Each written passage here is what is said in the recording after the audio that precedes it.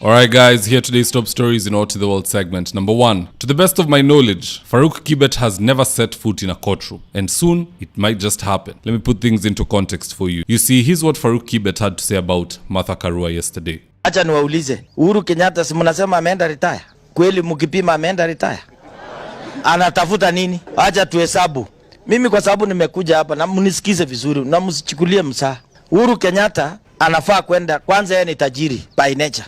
Kabla hujaamka alizaliwa kwa mattress, ako vizuri. Sisi wengine tulizaliwa tu kwa ngozi na tuna survive mpaka leo. Hata hawa Bukuyu Waluya hao wako hapa ni kama sisi. Yule mkabila alifukuzwa na ukabila yake na vile anafaa roho chafu. Iko mwingine anaitwa Martha Karua. Hata hakuenda mazishi ya running mate yake. Si mnaona hii watu iko roho chafu? Ama nyinya msikile mimi nasema. Now in that little rant by Farouk, he made one egregious mistake. That mistake is claiming that Martha Karua did not attend Raila's funeral, yet Martha Karua attended both the state funeral in Nyayo Stadium and the traditional funeral in Bondo. In fact, here's an image of Martha Karua arriving at Nyayo Stadium.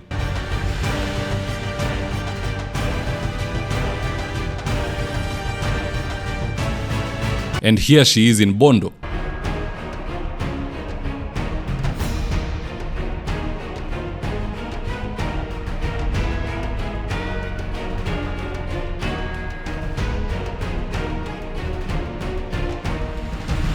So long story short, Farouk Kibet should know that defaming a senior counsel is dangerous. More so because Karua has a long history of taking people to court for defamation and winning. A prime example is how she took Nyambane and Caroline to court and she won 21 million. Just listening to Nyambane explaining the entire situation. Caroline and I were on air one moment, and I think Caroline was very, very upset with one Martha Karua. And whatever went on that morning, I never said anything that would implicate me or would get me to the corridors of justice. But Martha Karua sued us, and we paid her 21 million. Yeah. I never said anything against her. I never uttered anything that would be, injurious to her. But of course, my co-host was very, very upset, and she went on and on and on, and I was like, Caroline, we need to let it go. But the Caroline was relieved, really upset, and the fact that there was the aspect of not understanding, I don't know what's going on, and I'm trying to tell Caroline, let's go easy on this. And the next thing is you have a lawsuit against it, and the judgment has been made, and you have to pay 21 million for that. Hii ya Farouk sasa ndo cyber misuse, and he should be glad that Justice Mugambi alitupilia hiyo sheria bandia mbali sana. Otherwise he'd be paying Karua. It's not like he can't, it still can happen, but under that law that his boss wanted to pass, his goose would have been cooked for sure. Second story of the day, this will be a shocker to many, but believe it or not, Rigathi Gachagua and Uhuru Kenyatta are one of the founding fathers of ODM. Don't take my words for it, just listen into this. Actually, Rigathi Gachagua was the first person to bring 2 million when we were starting ODM from Uhuru Kenyatta. Uhuru Kenyatta, those were members of ODM. Yeah? So I know these people. Yeah? I knew they would come. You understand me? So let Gladys Wanga and her tribal friends stop pretending to be owners of ODM, when the truth of the matter is that when Uhuru, Gachagua, Raila, Kalonzo and all these others were founding ODM, she was still in KU with Isaac Mwaura, as you can see in this image.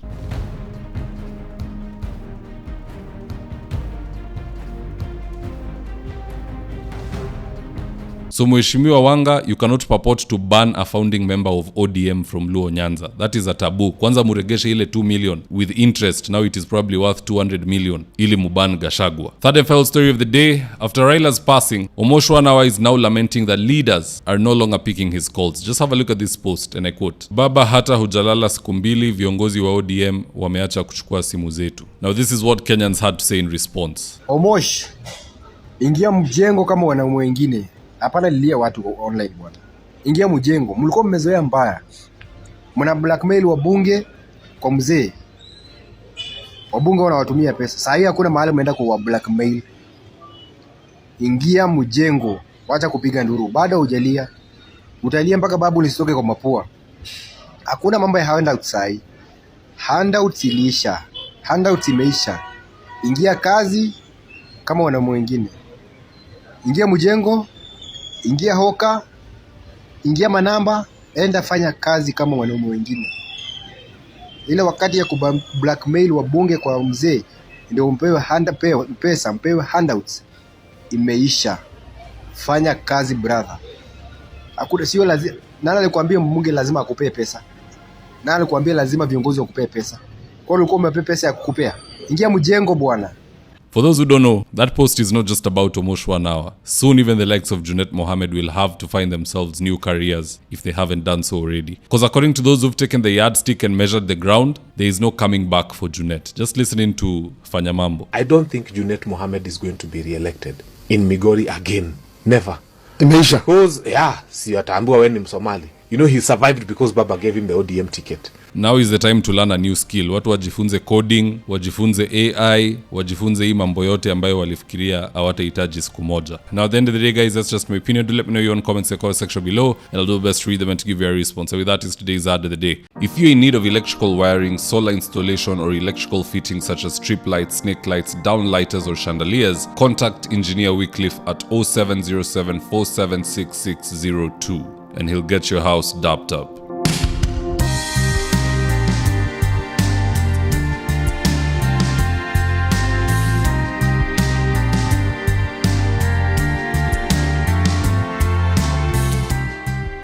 Now, if you're here for the first time, please go on and hit the subscribe button. And if you're watching for a different platform, just head on over to YouTube, search for Davidwafula, hit the subscribe button. You're going to be getting a ton of content of this nature. If politics is something you're passionate about, this is definitely the one channel that you really, really need to subscribe to.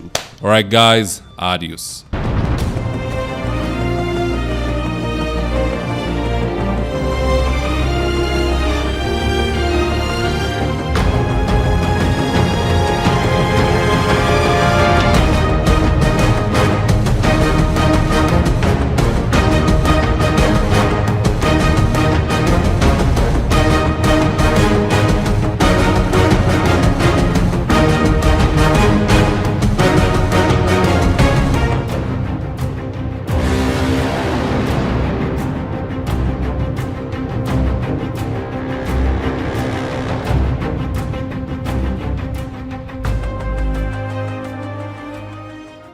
Thank you for choosing Davidwafula as your primary news platform.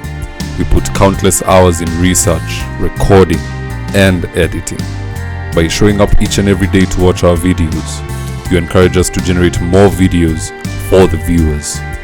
We are on a mission to inform, educate, and build a better tomorrow. To our thousands of followers in a world full of presidents, kings, and queens, you are the real gem. Adios.